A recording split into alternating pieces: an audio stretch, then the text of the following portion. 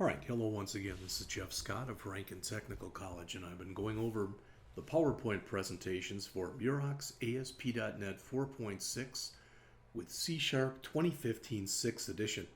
We're in Chapter 18, which I have already determined that, at least in my mind, is probably the most complex chapter in the book.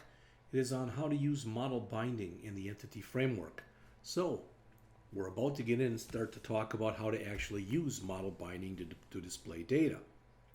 So the author mentions on the top of page 652, now you're ready to learn how to use the entity classes it generates to bind data directly to a data control like a grid control.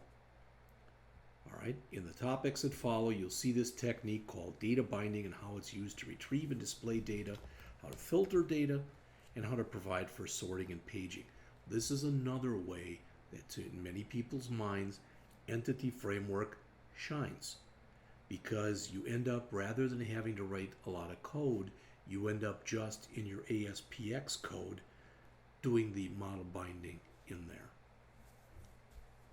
So, when you use model binding, you bind data controls directly to methods that select, update, insert, and delete data.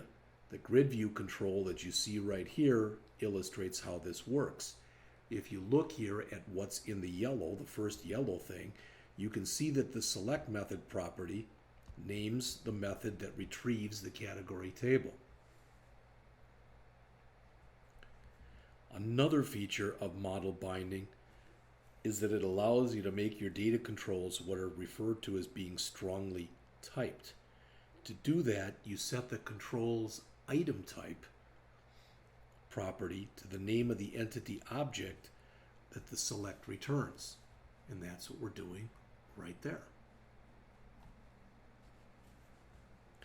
The main benefit of using these strongly typed data controls is that it makes it easier to work with the properties of the underlying type in the templated fields. Now, that might be clear as mud, but you've got to look at it this way, that if your job, once you graduate, let's say, is you become an ASP.NET programmer and you work on database applications, this stuff, after a while, for lack of better words, would almost become second nature to you. And I don't mean it all to say, oh, it'd be simple. No, not in the least am I saying that it would be simple. But what I am saying is it would become much more intuitive as you go on. All right? So this ASP.NET model binding allows you to bind data directly to a data control rather than to a data source control. All right? We didn't have an SQL data source. We didn't have an object data source. We're binding it instead to a data control as opposed to a data source control. We just saw how to make it strongly typed too.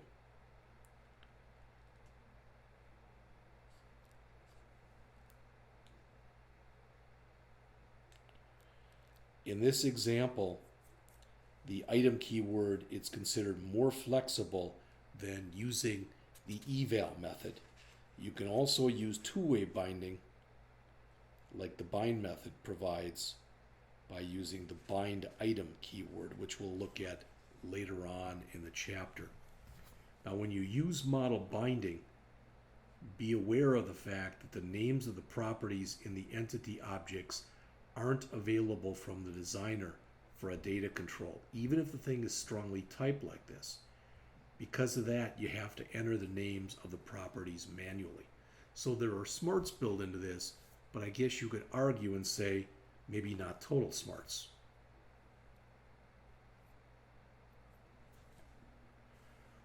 All right. Now, what they start to talk about right here, in fact, these are the slides that are shown on page 655 in the text. The next three slides will present three of the IntelliSense features that Visual Studio provides to make it easier for you to work with model binding. In this first example, you can see how IntelliSense helps you select the value from the item type property of a data control. So again, you type in item type equals, it provides the double quotes, and when your mouse is in there, it shows you what's available to you. All right, so in other words, what's here, okay, the category and product types that are included in here, as well as the Halloween entities type.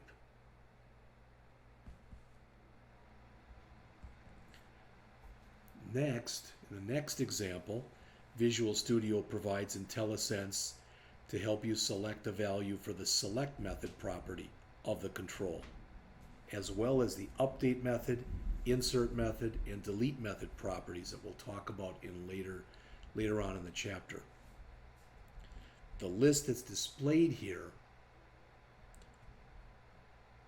also includes a create new method. You can use this to generate the starting code, or kind of like a stub, which will generate, it's the starting code that Visual Studio will generate for a select method if you choose the one in this figure.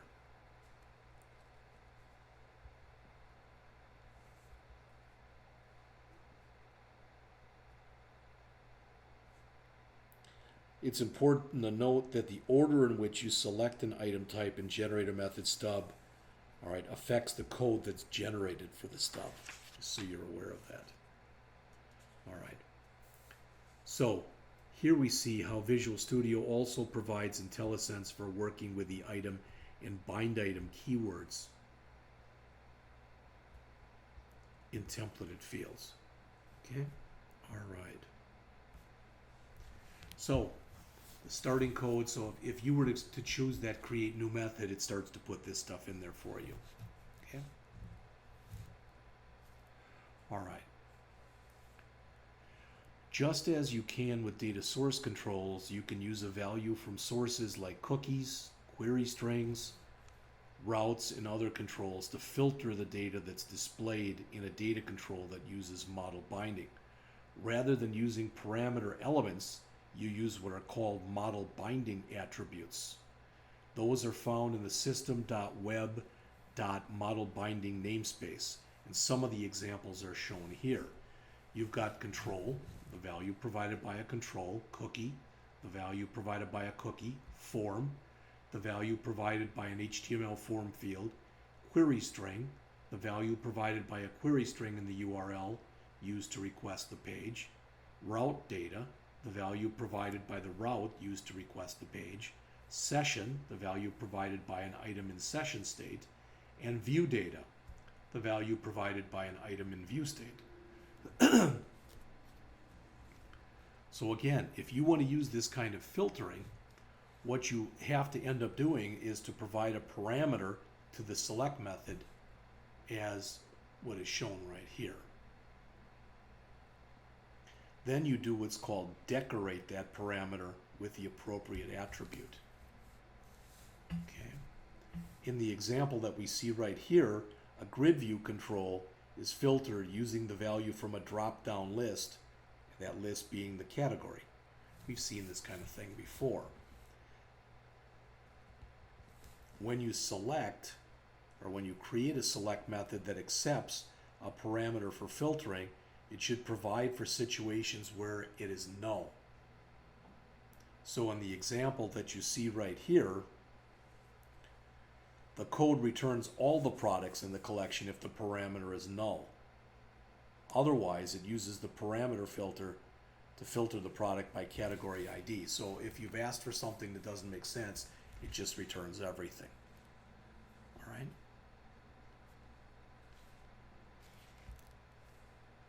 In the bottom example that you see here, the declaration for a method that uses a parameter name that's different from the name of the drop-down list.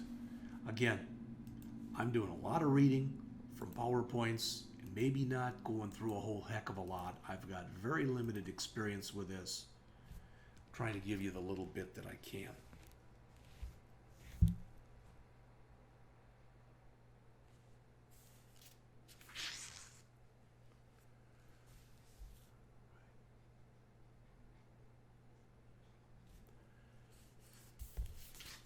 Now, on page 658, they talk about providing for sorting and paging. And the author says the technique you use for providing for sorting and paging when you use model binding depends on the return type of the select method that's used. If the select method uses an iQueryable type, you can provide for paging and sorting using the standard techniques that we talked about in earlier chapters. Okay?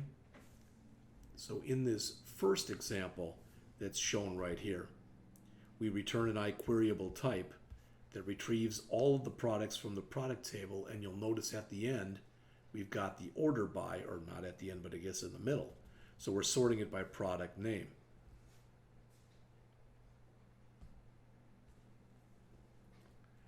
In this second example right here, the grid view control that's used in this figure refines the query by applying paging using the allow paging and page size properties. You can see those in the yellow. And finally, the last technique that's shown on the middle of page 659 and on the slide here shows a select method that returns an IEnumerable type rather than an iQueryable type.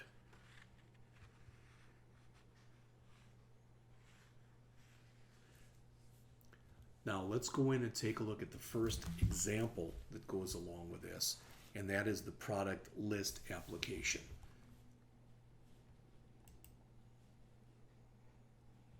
And I'm at 11 minutes, and I don't think I'm going to be able to finish that in about the 15 minutes or so that I said I'm going to be using. So what I'll do is I'm going to stop right here, and I'm going to start up again with the next video on the product list application that's on page 660. Be back with that shortly.